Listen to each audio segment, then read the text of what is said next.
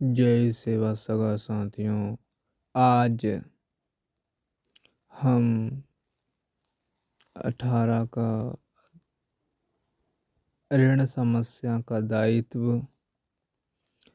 पुनः परिवर्तन के संबंध में और अभिव्यक्त संपत्ति के उत्तराधिकारी और संपत्ति का बंटवारा और दान पत्रों तथा बंदोबस्त पत्रक और बेनामी व्यवहार तथा क्रिया विक्रय और दत्तक ग्रहण या कोड़ा या एतीना क्या होता है, इसके बारे में पढ़ेंगे साथियों।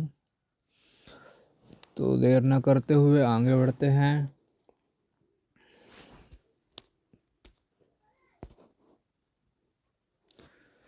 आठ का एक है, मृतक पिता पर यदि कोई ऋण हो तो उसका उत्तरदायित्व उसके संपत्ति के उत्तराधिकारी पुरुष वर्ग के सदस्य होते हैं। आठवां का दूसरा, पिता के ऋण का विभाजन उसके उत्तराधिकारियों के बराबर बांट दिया जाता है। फिर नौवां है, पुनः परिवर्तन के संबंध में। नौवां है, पुनः परिवर्तन के संबंध में। नौ का एक है, गोयावासी गोंडी पुनेम के गणजीव अपना पुनेम धर्म परिवर्तन करते हैं तो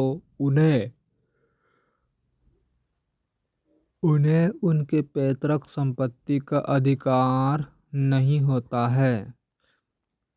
नौवा का एक है, गोयावासी गोंडी पुनेम के गणजीव अपना पुनेम धर्म परिवर्तन करते हैं तो उन्हें उनके पैतृक संपत्ति का अधिकार नहीं होता है। नौ का दूसरा है, गोंडी पुनेम से अन्य धर्म में परिवर्तन होने वाले गणजीवों का गोंड समुदाय के लोग मरती जीती खा लेते हैं। मरती जीती खाना आने किसी सदस्य के जिंदा होने पर ही मृत्यु संस्कार करना।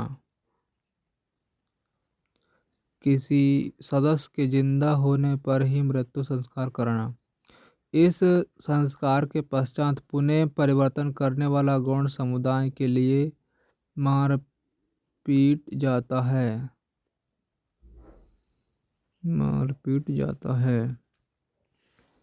नौ का दो है, पुनः परिवर्तन करने के बाद यदि कोई व्यक्ति फिर से गोंडी पुनेम व्यवस्था में पुनः प्रवेश पाना चाहता है तो गौण समुदाय की पंचायत उसे धर्म परिवर्तन के अपराध में दंडित कर फिर उसे मूल पुनेम व्यवस्था में आवश्यक रस्में करने पर मिला सकती है।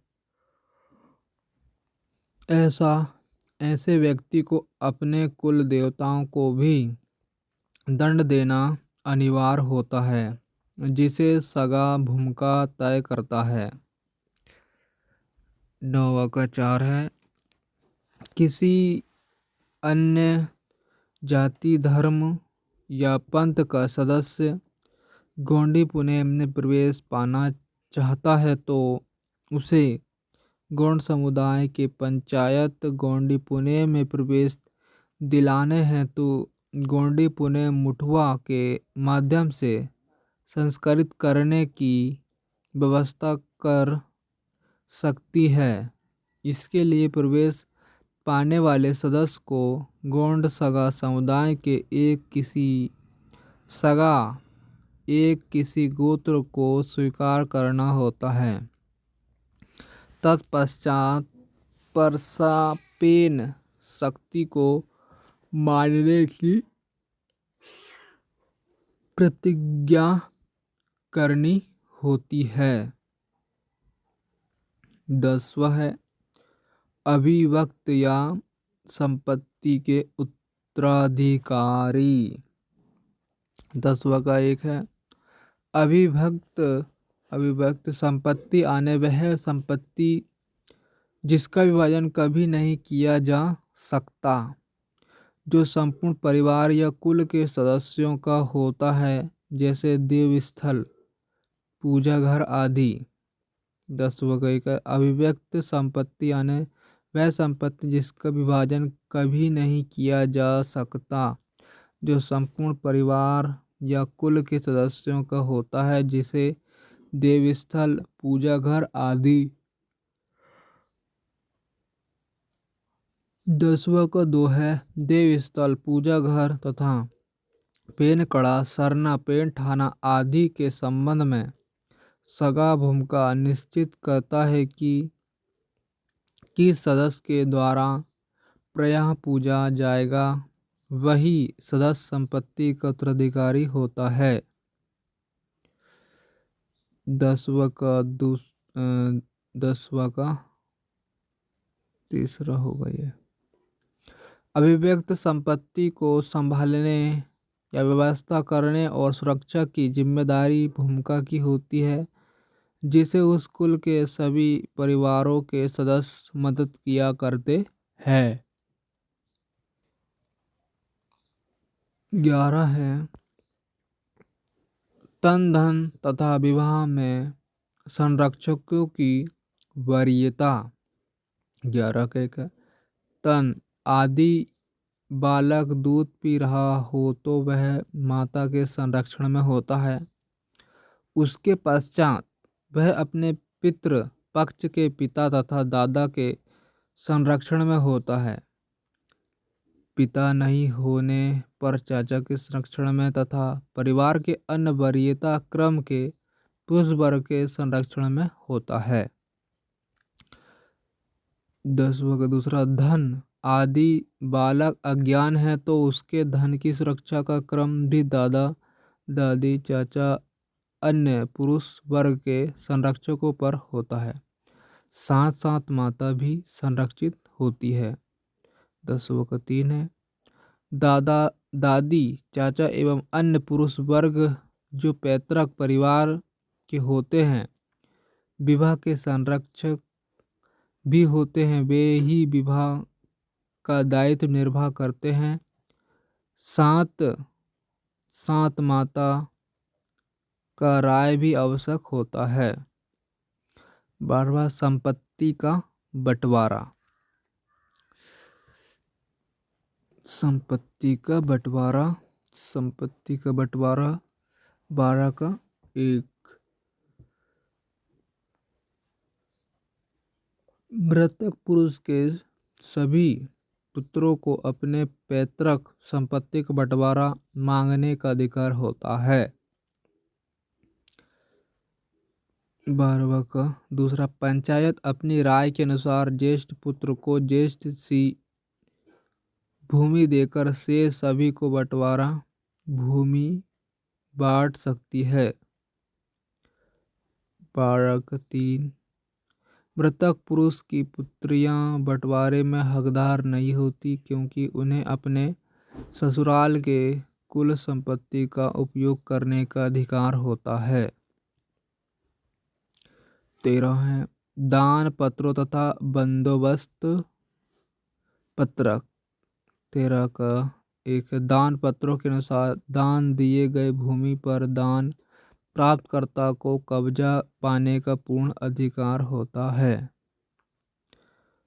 13 का 2 दानकर्ता केवल अपने ही सगा भाइयों को तथा सगा समुदाय के सार्वजनिक विन्यासों को ही दान कर सकता है।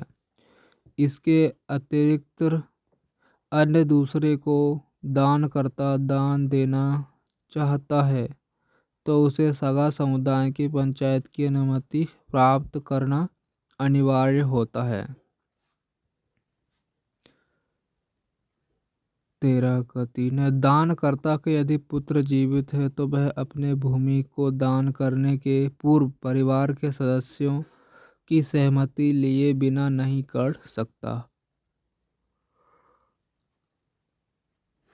13 का 4 है युक्त नियमों के अनुसार यदि दान प्राप्तकर्ता को दस्तावेज लिख दिया हो तो दान प्राप्तकर्ता कभी भी अपने नाम पर उनके परिवार वालों की राय से भूमि का स्वामित्व प्राप्त कर सकता है।